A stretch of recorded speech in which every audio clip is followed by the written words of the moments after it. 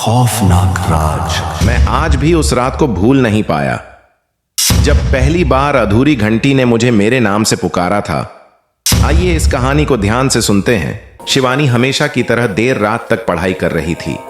घड़ी ने ठीक 12 बजाए और तभी उसके घर के पास वाले पुराने मंदिर से घंटी बजने की आवाज आई। वो चौंक गई क्योंकि उस मंदिर में पिछले 15 सालों से कोई नहीं जाता था। उसने खिड़की से झांका। मंदिर अंधेरे में डूबा हुआ था। बस एक हल्की सी लाल रोशनी झिलमिला रही थी।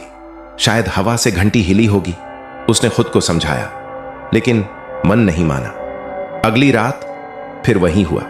ठीक 12 बजे एक ही बार घंटी बजी। इस बार शिवानी ने तय किया कि वो जाकर देखेगी।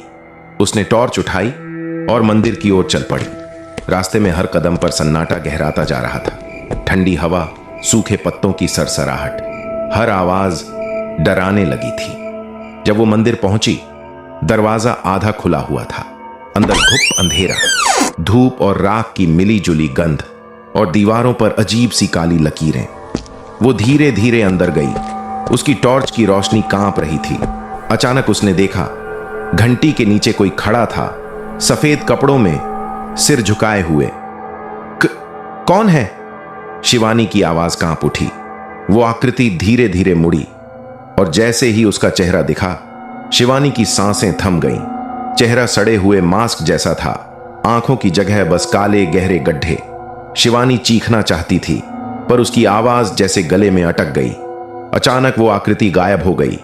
बस घंटी झूल रही थी और धीरे धीरे बज रही थी। शिवानी किसी तरह भागकर घर पहुंची। पूरी रात उसे नींद नहीं आई। सुबह होते ही वो गांव के बुजुर्ग पंडित के पास पहुंची। पंडित जी ने ध्यान से उसकी बात सुनी, फिर बोले, उस मंदिर में पंचमी की रात एक पुजारी की मौत हुई थी। वो मरने से पहले रोज आधी रात को एक बार घंटी बजाता था, पर उस रात वो घंटी अधूरी रह गई थी। इसलिए उसकी आत्मा हर रात लौटती है ताकि उस अधूरी घंटी को पूरी कर सके। शिवानी ने डरते हुए पूछा, तो क्या अब वो रुक जाएगी?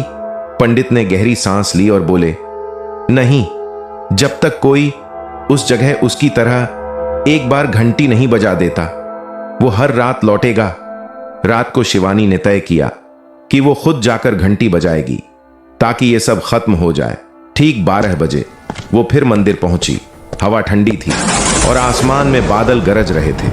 डरते डरते उसने हाथ उठाया और घंटी को छुआ। मंदिर में अचानक भयंकर चीखें गूंज उठीं। हवा का एक तेज झोंका आया, दिए बुझ गए और सब कुछ शांत हो गया। अगली सुबह गांव वालों ने देखा, मंदिर के अंदर घंटी तो शांत थी, लेकिन जमीन पर शिवानी का स्केचबुक पड़ा था। उसके आखिरी पेज पर लिखा था, घंटी पूरी बज गई, पर अब कोई और आवाज हर रात मेरा नाम पुकारती है। उस दिन के बाद से हर साल पंचमी की रात उस मंदिर से एक लड़की की चीख सुनाई देती है। लोग कहते हैं अब वो अधूरी घंटी शिवानी की है।